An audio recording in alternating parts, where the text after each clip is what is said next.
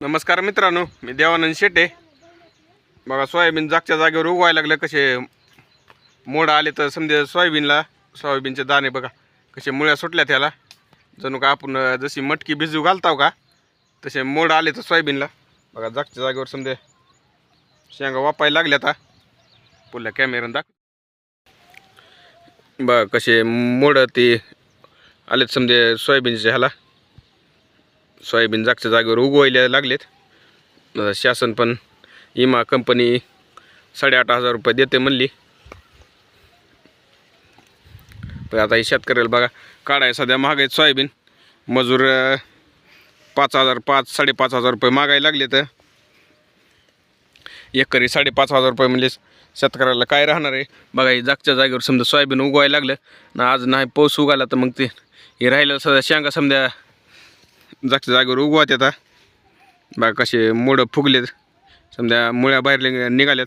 जणू काय आपण मटकी भिजू घालताव ते समजा मुळ्या सुटल्या तर सोयाबीनला शेंगा समजा मोडं बाहेर यायला लागलेत.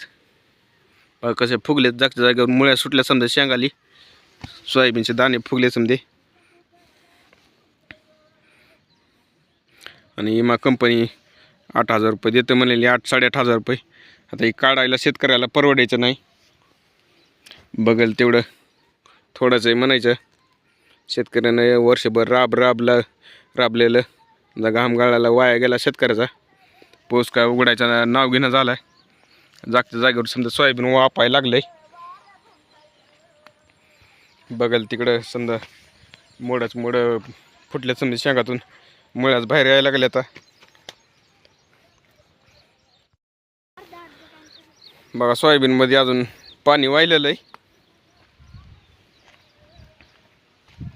आणि सोयाबीनचे समजे दाणे फुगले तर त्या मोड फुटलेत समजे.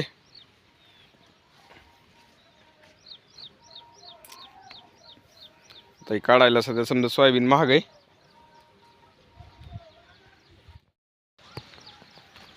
बघा ही पण महागाली पेर आहे. आता ही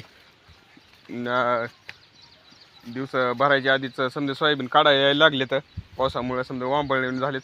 पानं ती समजा गळून गेले. हे जे आधीच्या सोयाबीनच्या आधीचे महिन्यानं पेर महागली आहे. तरी सोयाबीन 3 ही संकटच काढायला येतात काय की असं वाटायला लागले. पानं ती समजा जळून गेले. शेंगा तर हिरव्या गारायता. आता ह्याच्यात पण सोयाबीन असं मोठाली भरत नाही ना. उतार काही येत नाही. तर बघा दाखवतो. बघा ह्याची सध्या शेंग फुगली नाही. ह्याची सध्या शेंग फुगली नाही. बारीक आता ज्वारीने सोले भरतील ह्याच्यामध्ये. पाऊसाला लागून राहिल्यामुळं ती मुळ्या नसल्यामुळे समजा पानं ती गळून गेले. पिवळे जर पानं झाले तर आधीची पेर आहे ती 13 जूनची पेर आहे. ही उशीर झालेली पेर आहे.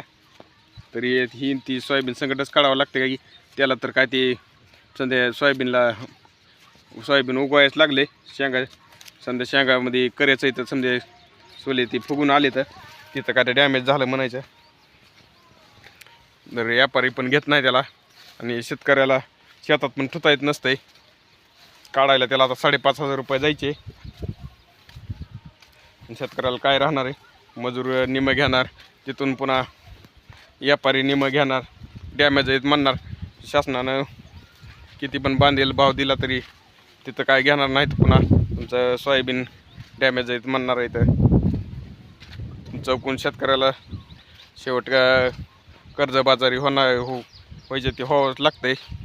आणि पुन्हा विमा कंपनीनं पण 8,500 रुपये दिलेत.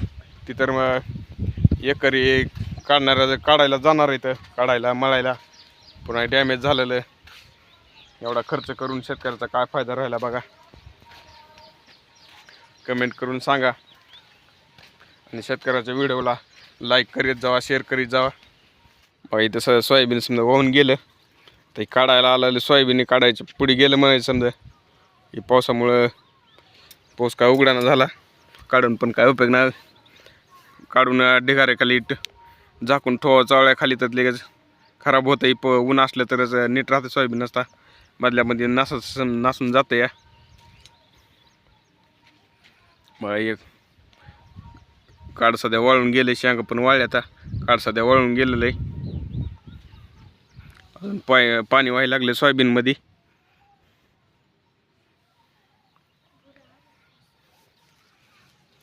आणि जागच्या जागेवर उगवायला लागले. तर अजून 4 दिवस नाही उगवलं तर शेतकऱ्याला काढायचं सध्या घरी ना डायरेक्ट रुटर फिरवावं लागतंय. पुन्हा रुटरचा खर्च आहेच म्हणायचा.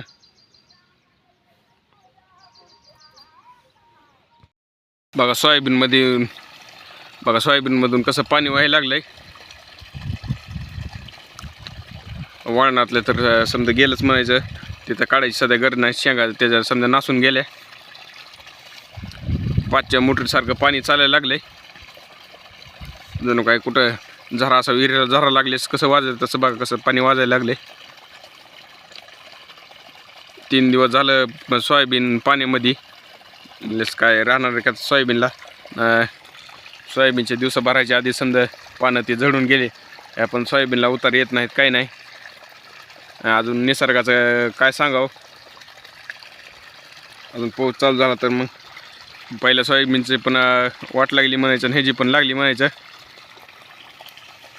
बघाल तिकडे समजा पाणीच आहे. अख्ख्या तुकड्यातून पाणी वाहत यायला लागले.